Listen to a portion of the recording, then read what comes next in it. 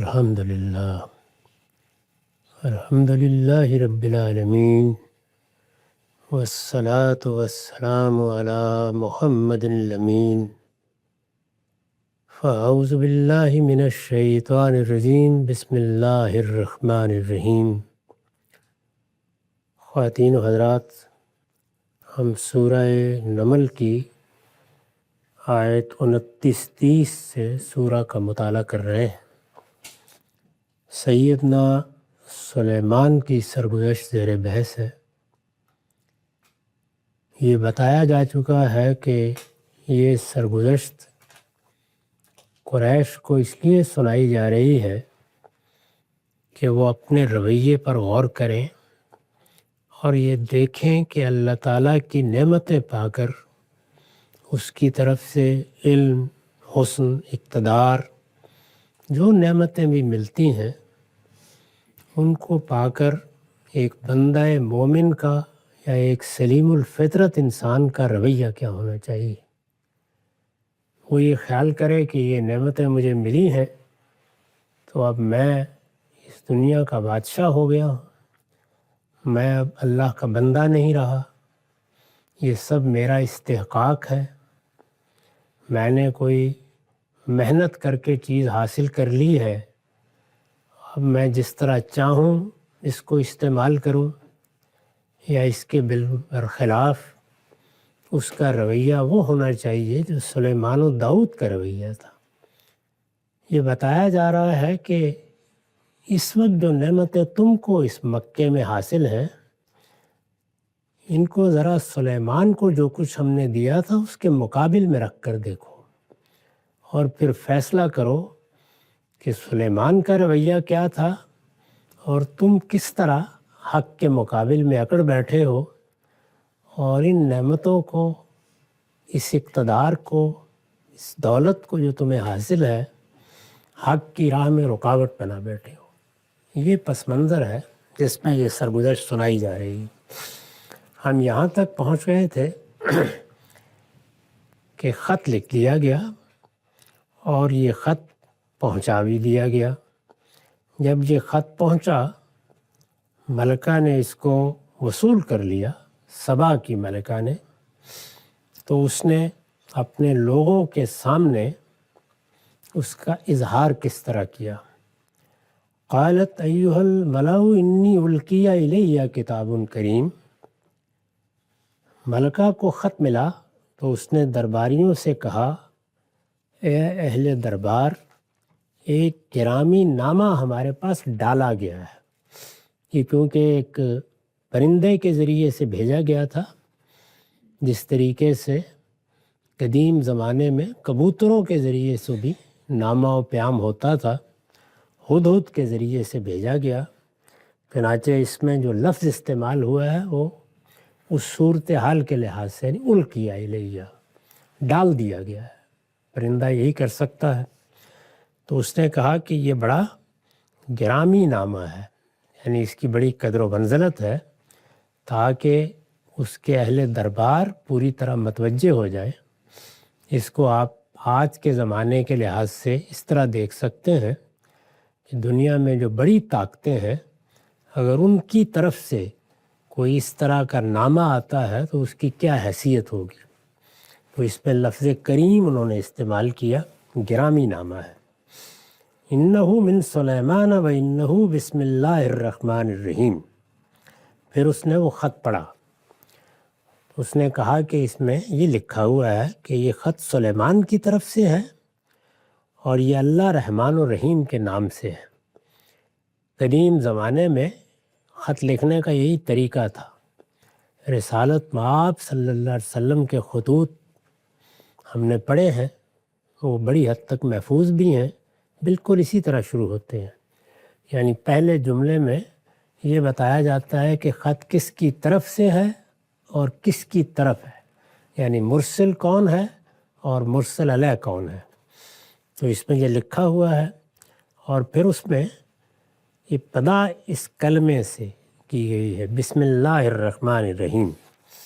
اس کی وضاحت پہ میں نے لکھا ہے، اس سے معلوم ہوا کہ بنی اسرائیل کے ہاں بھی خطوں کی ابتدا بسم اللہ الرحمن الرحیم کے ہم معنی کلمات سے کی جاتی تھی.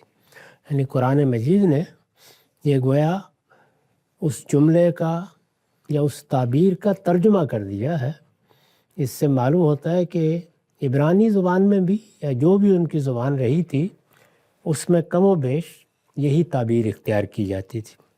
جیسے ہمارے ہاں قرآن مجید میں یہ پاکیزہ جملہ قرآن کی ہر صورت پر لکھ دیا گیا بسم اللہ الرحمن الرحیم. ملکہ نے خط کے اس سرنامے کا حوالہ غالباً اس لیے دیا ہے کہ خط جس ہستی کی طرف سے آیا ہے درباری کوئی رائے قائم کرتے ہوئے اس کے بارے میں متنبہ رہیں کہ وہ کوئی عام بادشاہ نہیں ہے. یعنی ایک تو بہت غیر معمولی حیثیت ان کی بادشاہی کے لحاظ سے تھی، اس سارے علاقے پر گویا انہی کی عملداری اور حکومت تھی، اور گرد و پیش کی ریاستیں مغلوب کر لی گئی تھی. یہ ذرا دور واقع تھی، یعنی کوئی 1500 میل کے فاصلے پر جزیرہ نما عرب کے بالکل جنوب میں نیچے کی جانب یہاں یمن ہے. تو اس وجہ سے اس کو اس طریقے سے ابھی مغلوب نہیں کیا گیا تھا. یہ واقعہ بتا رہا ہے کہ یہ کس طرح مغلوب ہوئے. تو ملکہ نے اپنے درباریوں کو متنبہ کر دیا کہ وہ اس خط کو اس کے مرسل یا بھیجنے والے کا لحاظ کر کے سنیں. یہ ایک گرامی نامہ ہے، یہ سلیمان جیسے بادشاہ کی طرف سے آیا ہے، اور پھر یہ کہ سلیمان بادشاہوں میں ایک بادشاہ نہیں ہے، وہ اللہ پروردگار عالم کی طرف سے یہ پیغام ہمیں دے رہا ہے. میں عرض کر چکا ہوں کہ پیغمبروں کی حکومت ویسے بھی حکومت الہیہ ہوتی ہے، اس میں اصل بادشاہ کی حیثیت اللہ تعالیٰ ہی کو حاصل ہوتی ہے. اس کے بعد اس نے آگے خط پڑھا اللہ تعالی علیہ واتونی مسلمین. یہ بالکل وہی بات ہے جو تورات میں لکھی ہوئی ہے اس وقت بھی، کہ ہدایت یہی کی گئی تھی کہ کنعان کے پورے علاقے کو تو خالی کرا لیا جائے گا، یعنی اس میں صرف اہل ایمان رہیں گے. یہ وہی قانون تھا جو اس وقت جزیرہ نما عرب کے بارے میں ہے. اللہ تعالیٰ نے ان دو علاقوں کو اپنے لیے خاص کر لیا، چنانچہ کنعان کے بارے میں بھی یہی ہدایت کی گئی تھی. میں نے عرض کیا تھا کہ وہ فتوحات کا زمانہ تھا، اس میں اگر کوئی بڑی سلطنت قائم ہو جائے یا کوئی بڑی بادشاہت قائم ہو جائے تو وہ بالعموم گرد و پیش کی حکومتوں کو مغلوب کر لیتے تھے. یہی اس زمانے کا طریقہ تھا. یعنی ہر بڑا آدمی اور ہر بڑی سلطنت کوئی نہ کوئی فاتح عالم پیدا کر دیتی تھی. تو اس وجہ سے یہ اندیشہ ہوتا تھا کہ امن سے رہنا ممکن نہیں ہوگا. چنانچہ تورات میں اب بھی جو تورات ہمارے پاس ہے وضاحت کی گئی ہے کہ گرد و پیش کے سارے علاقے یعنی جو سرحدوں کے ساتھ ملتے ہیں وہ مغلوب کر لیے جائیں گے. اس علاقے کے درمیان میں بنی اسماعیل کا علاقہ حائل ہے، جزیرہ نما عرب. وہ بھی ظاہر ہے کہ ان کی سلطنتی کا حصہ تھا اور ان کے بھائی وہاں رہتے تھے، تو اس وجہ سے اس پر ذرا بعد میں نگاہ پڑی. چنانچہ ان کو جو خط لکھا گیا اس کا مضمون بالکل وہی ہے جو ہدایت وہاں کی گئی ہے. مضمون کیا ہے؟ اللہ تعالی علیہ. یہ سلیمان کی طرف سے ہے اور یہ اللہ رحمان و رحیم کے نام سے ہے. اس میں لکھا ہے کہ تم میرے مقابلے میں سرکشی نہ کرو، یعنی میری حیثیت جو کچھ ہے اس کو سمجھ لو، اور اگر تم نے سرنگو ہو کر خراج دے کر رہنا ہے تو بتاؤ سرکشی کی کوئی گنجائش نہیں. جو گرد و پیش کے علاقوں کے لیے قانون تھا اس کے مطابق انہوں نے خط لکھا اور فرمایا کہ واتونی مسلمین، اور فرما بردار ہو کر میرے پاس حاضر ہو جاؤ.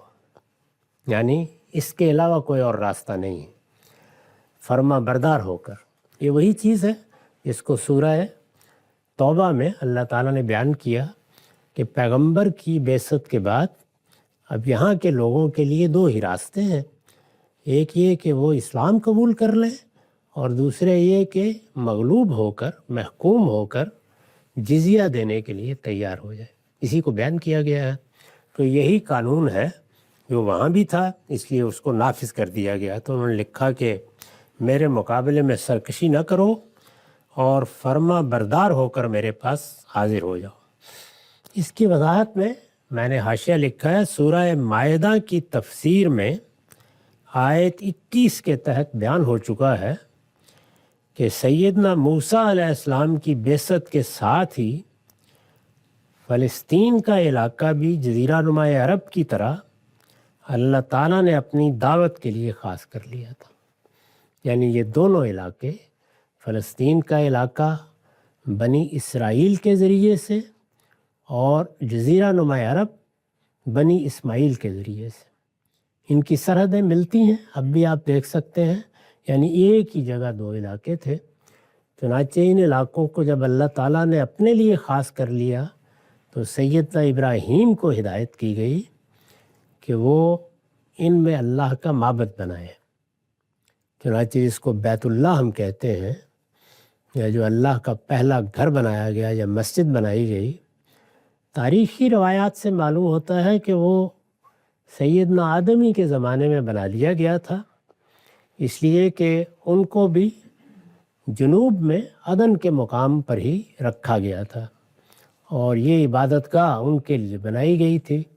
لیکن امتداد زمانہ سے یہ ختم ہو گئی، جو لوگ اس کے متولی تھے وہ بھی جہاں تہاں چلے گئے، بلکہ بعض روایتوں سے معلوم ہوتا ہے کہ جب وہ یہاں سے، خانہ بدوشی کا زمانہ تھا، ہجرت کرنے پر مجبور ہوئے، تو جب مجبور ہوئے اس کے اینٹ پتھر بھی برکت کے لیے ساتھ لے جاتے رہے، تو چند پتھر ہی رہ گئے ہوئے تھے۔ چنانچہ سیدنا ابراہیم نے اس کو دوبارہ تعمیر کیا اور پھر کم و بیش 2000 سال کے بعد وہاں رسالت مآب کی بعثت ہوئی، قوم بن گئی۔ پھر اس قوم کو ذمہ داری دی گئی کہ قیامت تک اب وہ اللہ کا پیغام جو انہیں محمد الرسول اللہ سے ملا ہے دنیا تک پہنچائے۔ تو جزیرہ نما عرب میں یہ قاعدہ ہوا، اور فلسطین میں اللہ تعالیٰ نے بنی اسرائیل کو یہ ذمہ داری دی کہ وہ بھی یہاں معبد بنائیں۔ چنانچہ یہ معلوم ہے کہ جو ہیکل وہاں تعمیر کیا گیا یا معبد تعمیر کیا گیا، اس میں بھی اللہ تعالیٰ نے ایک ایک چیز کو خود بیان فرمایا ہے۔ وہ اس وقت بھی آپ پڑھ سکتے ہیں، اس میں بتایا گیا کہ اس میں مقدس کس طرح سے بنے گا، اس میں ستون کیسے ہوں گے، اس کے پردے کیسے ہوں گے، وہ ایک ایک چیز بیان کی گئی ہے، وہ ہم اس وقت بھی بائبل میں پڑھ سکتے ہیں۔ تو فلسطین کا علاقہ ان کے لیے اور جزیرہ نما عرب کا علاقہ بنی اسماعیل کے ذریعے سے اللہ تعالیٰ نے اپنی دعوت کے لیے خاص کر لیا تھا۔ یعنی دنیا بھر کی تمام ریاستیں، سلطنتیں، ملک، خطے، بر اعظم وہ انسانوں کے لیے کھلے ہوئے ہیں، لیکن ان کی ہدایت کے لیے اللہ تعالیٰ نے یہ دو ملک خاص کر لیے۔ چنانچہ بنی اسرائیل کو حکم دیا گیا کہ وہ اس علاقے کو اس کے باشندوں سے خالی کرا لیں۔ یعنی ان کو جو ہدایت کی گئی تھی وہ یہ تھی، رسالت مآب کو بھی یہی ہدایت کی گئی۔ اس کے الفاظ قرآن میں یہ ہے کہ دین سارا کا سارا اللہ کے لیے ہونا چاہیے، وہ یکون الدین کلہ للہ، یعنی سرزمین عرب میں کوئی اور دین اب نہیں رہ سکتا۔ اسی کو اپنی وفات سے کچھ پہلے رسول اللہ نے اس طرح بیان کیا کہ لا یجتمع دینان فی جزیرۃ العرب، اس جزیرہ نما عرب میں قیامت تک اب دو دین کبھی جمع نہیں ہوں گے۔ تو اس طرح سے یہ علاقہ اہل ایمان کے لیے خاص رہے گا۔ چنانچہ بنی اسرائیل کو حکم دیا گیا کہ وہ اس علاقے کو اس کے باشندوں سے خالی کرا لیں، اسے توحید کا مرکز بنائیں اور اس میں کسی کافر و مشرک کو زندہ نہ چھوڑیں، اور اس کی سرحدوں سے متصل کسی علاقے میں کافروں اور مشرکوں کی کوئی حکومت بھی قائم نہ رہنے دیں، الا یہ کہ وہ ان کے باغدار بن جائیں۔ یعنی یہ قانون ان کے لیے تھا، اور یہ قانون اس وقت بھی کتاب استثناء کے آخری ابواب میں پڑھا جا سکتا ہے۔ استثناء کے باب 20 میں یہ حکم پوری تفصیل کے ساتھ بیان ہوا ہے۔ یعنی اگر کوئی اس کو اس کے سارے سیاق و سباق میں دیکھنا چاہے تو اسے استثناء کا 20واں باب دیکھنا چاہیے۔ سلیمان علیہ السلام نے ملکہ سبا کو یہ الٹیمیٹم، یہ جو خط لکھا ہے انہوں نے، یہ ایک الٹیمیٹم ہے، اس میں بتایا گیا ہے کہ سرکشی چھوڑ کر فرما بردانہ حاضر ہو جاؤ۔ تو یہ ظاہر ہے کہ کوئی گنجائش نہیں ہے اس میں چون و چرا کی۔ ملکہ سبا کو یہ الٹیمیٹم اسی حکم کے تحت دیا ہے۔ یہ ایک خدائی فیصلہ تھا، یعنی یہ کسی عام انسان کا فیصلہ نہیں تھا، یہ ایک خدائی فیصلہ تھا جو ایک خاص علاقے میں اور پیغمبروں کی وساطت سے نافذ کیا گیا۔ یعنی اس فیصلے کو علاقے کے لحاظ سے بھی محدود کر دیا گیا تھا۔ یہ کوئی پوری دنیا کے لیے فیصلہ نہیں تھا بلکہ ایک خاص علاقے کے لیے۔ اس وقت بھی یہ اسی علاقے کے لیے ہے۔ اس کے حدود اس وقت بھی اللہ تعالیٰ نے متعین کیے تھے، اب بھی یہ متعین ہے۔ یعنی جزیرہ نما عرب یا حجاز کا علاقہ ہے جس کو خاص کیا گیا ہے، اور یہ حکم نافذ کیا گیا پیغمبروں کے ذریعے سے، پیغمبروں کی وساطت سے نافذ کیا گیا، جن کی حکومت براہ راست خدا کی حکومت ہوتی ہے۔ خدا کی حکومت یا خدا کی بادشاہی یا حکومت الہیہ، اس میں اللہ تعالیٰ براہ راست حکومت کرتے ہیں۔ اس کا عام مسلمانوں اور ان کے کسی ملک یا اس کی حکومت سے کوئی تعلق نہیں ہے۔ یعنی اس میں جو قانون بیان ہو رہا ہے، یہاں بیان ہو رہا ہے یا تورات میں بائبل میں بیان ہوا ہے، تو اس کا عام علاقوں سے کوئی تعلق نہیں ہے۔ چنانچہ جن اہل علم نے اس سے یہ نتیجہ نکالا ہے کہ ہر اسلامی حکومت کو یہ حق حاصل ہے کہ وہ غیر مسلموں کو دنیا میں کسی جگہ اقتدار پر متمکن نہ رہنے دے، ان کی رائے کسی طرح صحیح نہیں۔ اس کی اگر تفصیلات دیکھنی ہو، یہاں تو ایک مختصر حاشیے میں نے اس کو بیان کیا ہے، تو میری کتاب مقامات میں مضمون ہے خدا کے فیصلے، اس میں اس کی تفصیل کی گئی ہے۔ تو یہ وہ قانون ہے جو ان دو علاقوں کے ساتھ خاص ہے۔ ملکہ نے خط پڑھ کے سنایا، اس میں ظاہر ہے اس قانون کے مطابق الٹیمیٹم دیا گیا تھا۔ قالت یا ایھا الملأ افتونی فی امری، ملکہ نے کہا اے اہل دربار، میرے اس معاملے میں مجھے رائے دو۔ یعنی اس نے خط پڑھ کے سنا دیا کہ یہ تو اب ہمیں محکوم بننا ہوگا، اب ہمارے پاس کوئی دوسرا راستہ نہیں ہے، اور دوسرا راستہ اگر ہے تو یہی کہ ہم مقابلے پہ آ جائیں، لڑنے کے لیے تیار ہو جائیں۔ چنانچہ قرآن مجید نے جہاں سورہ توبہ میں اس قانون کو بیان کیا ہے، تو وہاں صاف صاف بتا دیا ہے کہ تین ہی صورتیں ہوں گی، یعنی لوگ اسلام قبول کریں گے، قتال کے لیے تیار ہو جائیں، ورنہ جزیہ دے کر، یعنی یوت الجزیۃ عن ید وہم صاغرون، اور محکومی قبول کر کے رہنے کے لیے تیار ہو جائیں، اور کوئی راستہ نہیں ہے۔ تو یہ بتا دیا انہوں نے۔ تو ملکہ نے بھی اس چیز کو محسوس کیا، سمجھا، اور یہ سمجھ لیا کہ اس کے نتائج کیا ہوں گے، تو اس نے یہ پیش کر دیا۔ ملکہ نے کہا اہل دربار، میرے اس معاملے میں مجھے رائے دو، تمہیں معلوم ہے، یعنی اس نے اس کے بعد بتایا کہ میرا طریقہ کیا ہے، تمہیں معلوم ہے کہ ما کنت قاطعۃ امرا حتی تشہدون، میں کسی معاملے کا فیصلہ نہیں کرتی جب تک تم لوگ میرے حضور میں موجود نہ ہو، یعنی جب تک تم لوگوں کو بلا کے مشورہ نہ کر لوں تو میں کوئی فیصلہ نہیں کرتی۔ اس وقت بھی جو فیصلہ ہوگا وہ مشورے سے ہوگا۔ میں نے یہ خط پڑھ دیا ہے، جو صورتحال ہمیں درپیش ہے وہ بیان کر دی ہے۔ خط کس کی طرف سے آیا ہے تم جانتے ہو، اس وجہ سے اب کیا فیصلہ کرنا چاہیے؟ ظاہر ہے کہ فیصلہ کیا کرنا چاہیے، وہی دو میں سے کسی ایک چیز کا انتخاب کرنا ہے، یعنی یا لڑنے کا اور یا اس محکومی کی دعوت کو قبول کر لینے کا، جس کو انہوں نے اس طرح بیان کیا واتونی مسلمین، یعنی فرما بردار ہو کر میرے پاس حاضر ہو جاؤ۔ یہاں مسلم کا لفظ اپنے لغوی مفہوم میں استعمال ہوا ہے، معاف کیجیے۔ تمہیں معلوم ہے کہ میں کسی معاملے کا فیصلہ نہیں کرتی جب تک تم لوگ میرے حضور میں موجود نہ ہو۔ یہ جو جملہ اس نے کہا ہے، اس کی وضاحت میں حاشیہ لکھا گیا ہے، یہ دلجوئی اور استمالت کا جملہ ہے، یعنی آپ اپنے لوگوں کو یہ کہتے ہیں کہ اگرچہ میری حیثیت ملکہ کی یا بادشاہ کی ہے، مجھے ایسا اقتدار حاصل ہے جس میں میں کسی چیز کی پابند نہیں ہوں، لیکن بہرحال میں تمہارے ساتھ ہمیشہ یہی سلوک کرتی ہوں۔ تو بادشاہت میں بھی یہ تو صحیح ہے کہ وہ کوئی منتخب ہو کر نہیں آتے، اس میں عام طور پر جب بادشاہ دنیا سے رخصت ہوتا رہا ہے تو ولایت عہدی کا طریقہ ہے، اس نے جس کو ولی عہد بنا دیا ہے اس کے انتخاب کے نتیجے میں وہی اقتدار سنبھال لے گا۔ عام حالات میں یہی ملوکیت میں قاعدہ رہتا ہے۔ تو یہ تو صحیح ہے، لیکن بادشاہ بہرحال اپنے اہل دربار، اپنے امراء سے مشورہ کرتے ہیں، تو یہ مشورہ کرنے کا عمل ان کے انتخاب پر ہوتا ہے۔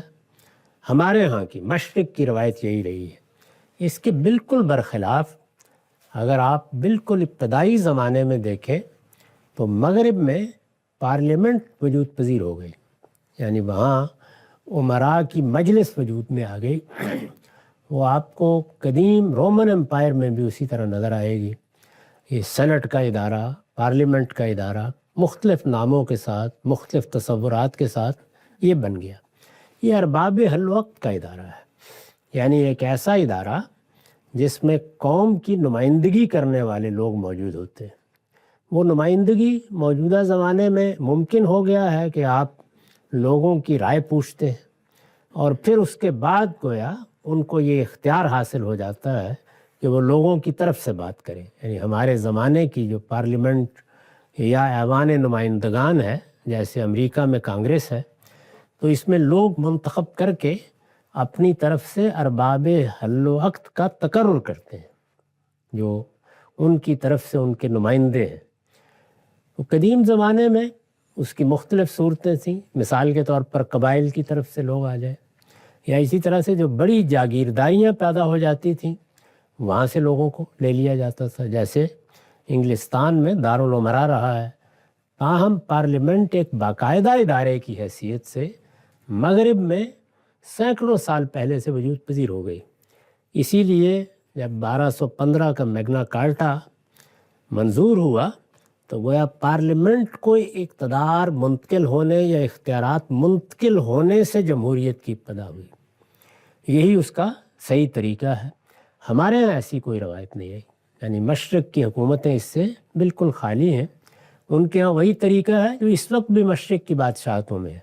خود مسلمان ملکوں میں اس وقت 9-10 جگہ پر بادشاہت قائم ہے، تو ہر جگہ وہ اسی طرح ہے جیسے یہاں آپ دیکھ رہے ہیں۔ یعنی اس میں بعض جگہوں پر اب کچھ پارلیمنٹ وجود پذیر کی گئی ہے، لیکن اصلاً وہ ایسی ہی مطلق العنان بادشاہت ہیں۔ ان کے ہاں پارلیمنٹ کی، ارباب حل وقت کی، یا ایسے لوگوں کی کہ جن سے مشورہ کرنا ضروری ہو، کوئی ایسی بڑی روایت نہیں ہے۔ یہ معلوم ہوتا ہے کہ یمن میں بھی یہی صورتحال تھی، اور جس طرح پرانی بادشاہتیں رہی ہیں کہ وہ بہرحال مشورہ کرتے ہیں۔ ہمارے ہاں بھی جو سلاطین کی حکومتیں رہی ہیں، یا مغلیہ سلطنت تو قریب کی سلطنت ہے، اسی طرح عثمانیوں نے بہت آخری زمانے میں مغرب کے زیر اثر پارلیمنٹ کا ادارہ بنایا، ورنہ پہلے کوئی ایسی روایت نہیں تھی۔ یعنی جن کو وہ چاہیں، جن کو منتخب کر لیں، جن کو اپنے امراء قرار دے لیں، جن کو یہ حیثیت بخش دیں، وہی تھے جو مشورہ دیتے تھے۔ اور مشورہ بھی کوئی استحقاق نہیں تھا کہ وہ مشورہ دے سکتے ہیں، یا کسی قانون کے بنانے میں کوئی ان کی رائے ہے، جتنا مانگا جائے گا اتنا دے دیں گے۔ اب یہ بادشاہ سلامت کو یا ملکہ کو فیصلہ کرنا ہے کہ کیا ہو، تو یہاں پر بھی اس نے دیکھیے جو الفاظ کہے ہیں وہ یہ ہیں کہ ما کنت قاطعۃ امرا حتی تشہدون، یعنی میں کسی معاملے کا فیصلہ نہیں کرتی جب تک تم لوگ میرے حضور میں موجود نہ ہو۔ یعنی تم لوگوں کو بلاتی ہوں، تم سے مشورہ کرتی ہوں، تو یہ گویا ان کی دلجوئی اور استمالت کا جملہ ہے، ان کے کسی حق کا بیان نہیں ہے، دلجوئی کا جملہ ہے۔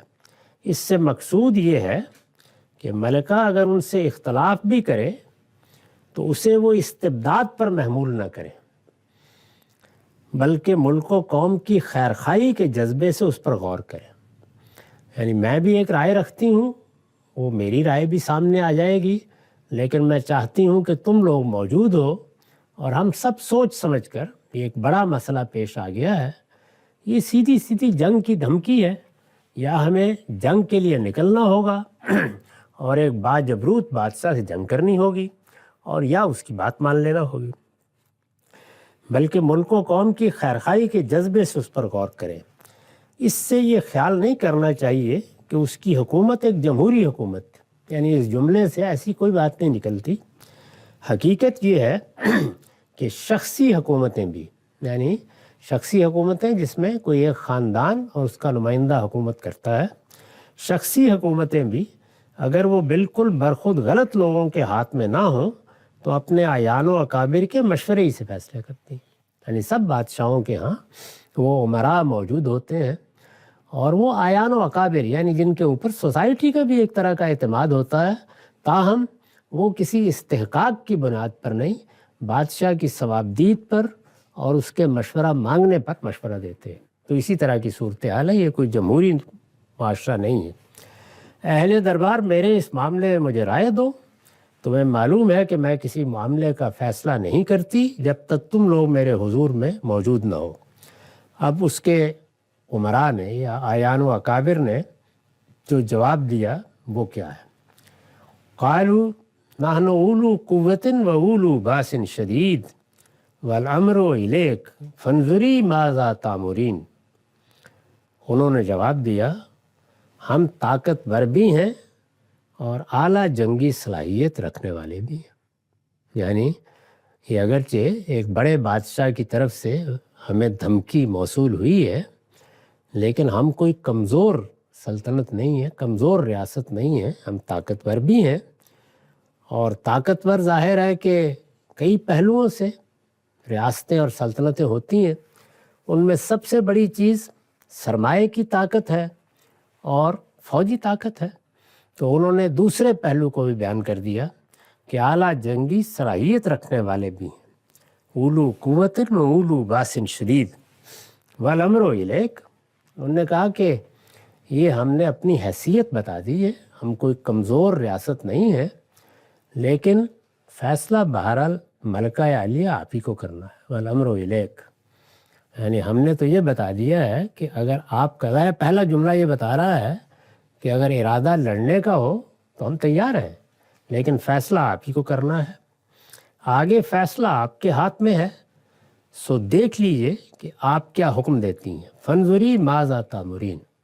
تو ایک بادشاہ یا ایک ملکہ کے ساتھ بڑی گفتگو کا طریقہ بھی ہوتا ہے، چنانچہ قرآن مجید نے ان کی گفتگو کا خلاصہ کر کے اس کو نقل کر دیا ہے۔ اس پر میں نے وضاحت کی ہے، اس سے معلوم ہوتا ہے کہ درباریوں کا رجحان، یعنی جو اہل دربار ہیں، اعیان و اکابر ہیں، ان کا رجحان لڑنے ہی کی طرف تھا، جو انہوں نے نہایت شائستہ طریقے سے ظاہر کر دیا۔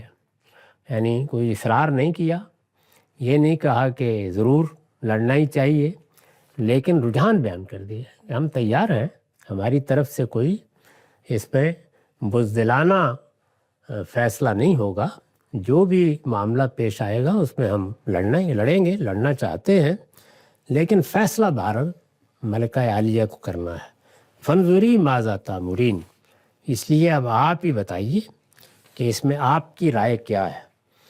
تو ان لوگوں کا رجحان اس سے واضح ہو گیا، انہوں نے اصرار نہیں کیا، کر بھی نہیں سکتے تھے، جس طرح کا نظام وہاں موجود تھا، لیکن انہوں نے یہ بتا دیا۔ تو اس سے اس قانون کی کیا صورت تھی جو بنی اسرائیل کے لیے بھی تھا اور جزیرہ نما عرب کے حد تک ہمارے لیے بھی ہے۔